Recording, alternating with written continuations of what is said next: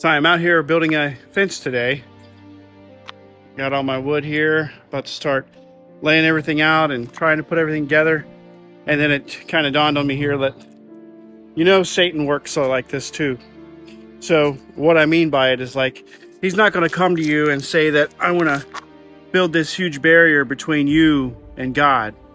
What he's going to do, because you would say no, but what he's going to do is he's going to bring you a 4x4, one at a time, and put that in. And then he's going to bring you a stringer here to put the pickets on and all that stuff. And over time, it's going to provide and make that separation.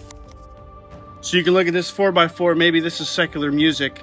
Maybe this is temptation from some girl you saw on Instagram or something like that, or guy. Satan is always going to tempt us like this.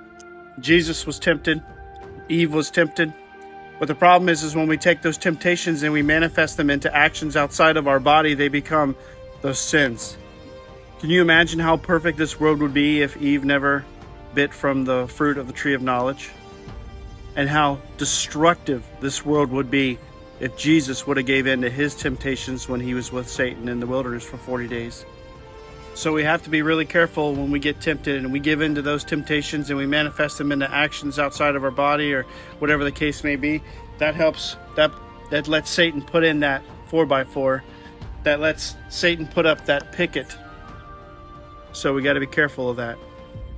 God bless you all.